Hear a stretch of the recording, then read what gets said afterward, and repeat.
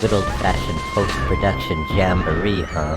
That's okay, let them have their fun. I don't need their shindigs and shenanigans to have a good time. There we go, that's all I need is drums and bass. Oh, what's this? Professor must have added a new one. Oh, Scratch Master. I'll give it a try.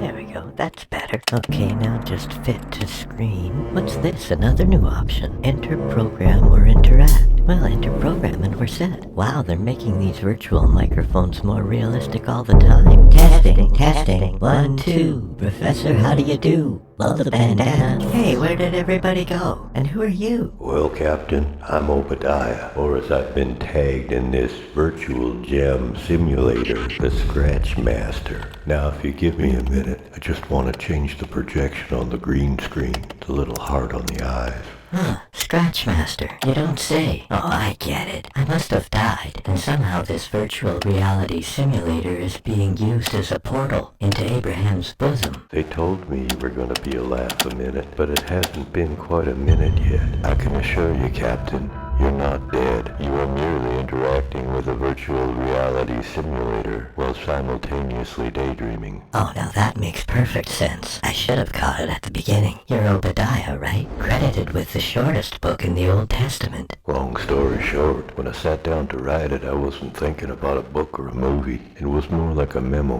or a pamphlet warning the people of the pending doom if they didn't change their ways. That was over 2,500 years ago. But the truth and the message are the same today, if people would only stop long enough to hear. Come on, let's go get a virtual coffee, and I'll read you the memo. The vision of Obadiah. Thus saith the Lord concerning Edom. We have heard a rumor from the Lord, and an ambassador is sent among the heathen. Arise, ye, and let us rise up against her in battle. Behold, I have made thee small among the heathen. Thou art greatly despised. The pride of thine heart hath deceived thee. Thou that dwellest in the clefts of the rock, whose habitation is high, that saith in his heart, who shall bring me down to the ground? Though thou exalt thyself as the eagle, and though thou set thy nest among the stars, thence will I bring thee down, saith the Lord. If thieves came to thee, if robbers by night, how art thou cut off? Would they not have stolen until they had enough? If the grape gatherers came to thee, would they not leave some grapes?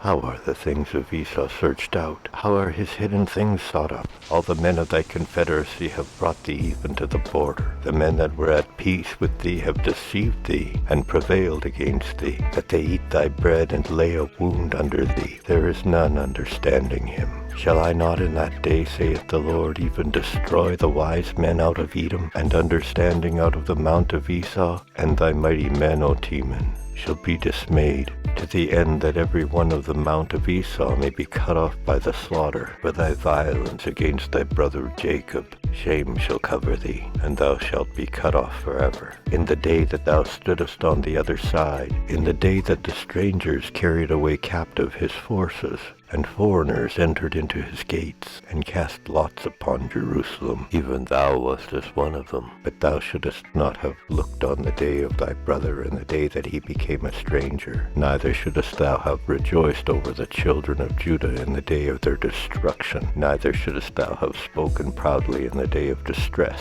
Thou shouldest not have entered into the gate of my people in the day of their calamity. Yea, thou shouldest not have looked on their affliction in the day of their calamity, nor have laid hands on the substance in the day of their calamity. Neither shouldest thou have stood on the crossway to cut off those of his that did escape. Neither shouldest thou have delivered up those of his that did remain in the day of his distress. For the day of the Lord is near upon all the heathen. As thou hast done, it shall be done unto thee. Do you like snow cones, Captain? All the flavors. Me too. Come on, I know a place that's not too far from here that has all the flavors. It's virtually across the street. When you said snow cones, I didn't expect them to have sundaes too. Hey, listen, Scratch Master. I mean, Obadiah. It's been a lot of fun. I'm so glad I found you in the program upgrades, and I enjoyed the reading of the ancient memo more than I thought I would. I hope hope we can run into each other again sometime when I'm in the mood for a virtual jam. Wait a minute, Captain. Now that you've heard God's rebuke and lamentation, don't you want to hear the uncanny predictions of the pending doom? Wait, there's more? Maybe it is long enough for a movie. We're almost done. Just eat your snow cone before it melts. Thy reward shall return upon thine own head. For as ye have drunk upon my holy mountain, so shall all the heathen drink continually. Yea, they shall drink, and they shall swallow down, and they shall be as though they had not been. But upon Mount Zion shall be deliverance, and there shall be holiness. And the house of Jacob shall possess their possessions, and the house of Jacob shall be a fire, and the house of Joseph a flame, and the house of Esau for stubble. And they shall kindle in them, and devour them. And there shall not be any remaining of the house of Esau, for the Lord hath spoken it. And they of the south shall possess the mount of Esau, and they of the plain the Philistines.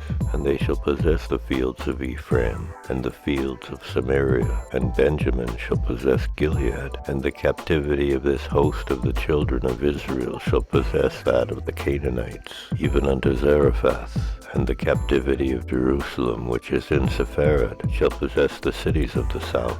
And the Savior shall come upon Mount Zion to judge the mount of Esau, and the kingdom shall be the Lord's. Well, there you have it, Captain. That's the book, the brochure, the movie, and the memo. Now tell me, do you like giant pretzels? Who doesn't like giant pretzels? Good, 'cause I know a great place. It's virtually right around the corner.